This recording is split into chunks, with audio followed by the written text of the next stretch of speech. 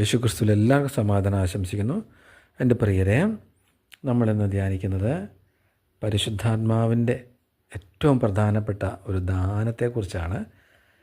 ഇത് ചിന്തയ്ക്കും വാക്കുകൾക്കും അതീതമാണ്. അതുകൊണ്ട് ഞാൻ ആ വചനം വായിക്കുകയാണ്.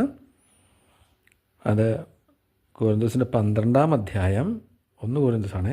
അതിൻ്റെ 1 മുതൽ 13 വരെയുള്ള വചനങ്ങളാണ്. പരിശുദ്ധാത്മാവിൻ്റെ ദാനങ്ങൾ, അതിൽ ഏറ്റവും ഇമ്പോർട്ടൻ്റ് ആണ് വായിക്കുന്നത്. സഹോദരരെ, നിങ്ങൾ ആത്മീയ ദാനങ്ങളെക്കുറിച്ച് അറിവുള്ളവരായിരിക്കണമെന്നാണ് ഞാൻ ആഗ്രഹിക്കുന്നത്. നിങ്ങൾ വിജാതീയരായിരുന്നപ്പോൾ സംസാരശേഷിയില്ലാത്ത വിഗ്രഹങ്ങളുടെ അടുത്തേക്ക് അബദ്ധസഞ്ചാരം ചെയ്തിരുന്നത് ഓർക്കുന്നുണ്ടല്ലോ.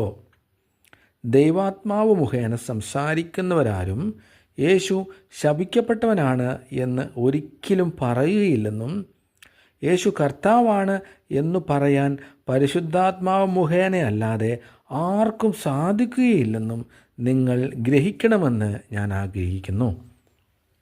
എൻ്റെ പ്രിയരെ, ഇതാണ് ഏറ്റവും പ്രധാനപ്പെട്ട ഒരു വചനം. വളരെ വളരെ പ്രധാനപ്പെട്ട ഒരു വചനമാണ്. കാരണം ജീവിതത്തിൻ്റെ സമ്പൂർണമായ രക്ഷയ്ക്ക് പരിപൂർണമായും നമ്മൾ യോഗ്യരായത് എങ്ങനെയാണെന്ന് ചോദിച്ചാൽ യേശു കർത്താവിനെ എൻ്റെ കർത്താവിൻ രക്ഷനാഥനമായി സ്വീകരിച്ചതുകൊണ്ടാണ്.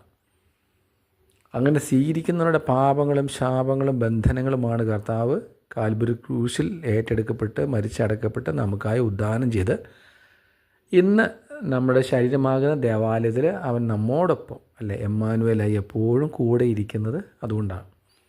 അതുകൊണ്ട് എൻ്റെ പ്രിയരെ, അതുകൊണ്ടാണ് നമ്മൾ ഈ ചാനൽ തുടങ്ങിയത് തന്നെ പരിശുദ്ധാത്മാവിനെ ധ്യാനിക്കൂ എന്ന് പറഞ്ഞുകൊണ്ടാണ്. അപ്പോൾ എല്ലാവരെയും കർത്താവായ യേശുക്രിസ്തു അനുഗ്രഹിച്ച് ഉയർത്തട്ടെ. ഓരോരോ വചന രഹസ്യങ്ങളും വചനസത്യങ്ങളും വെളിപ്പെടുമ്പോൾ അതിൻ്റെ പൂർണ്ണ നിറവിലേക്കാണ് നാം കടന്നു വരുന്നത് എന്നും കൂടെ നമുക്ക് ചിന്തിക്കാം. അപ്പോൾ ഷെയർ ചെയ്യണം, സബ്സ്ക്രൈബ് ചെയ്യണം. എല്ലാവരെയും കർത്താവ് അനുഗ്രഹിക്കട്ടെ. യേശുവിൻ്റെ നാമത്തിൽ തന്നെ. ആമേൻ.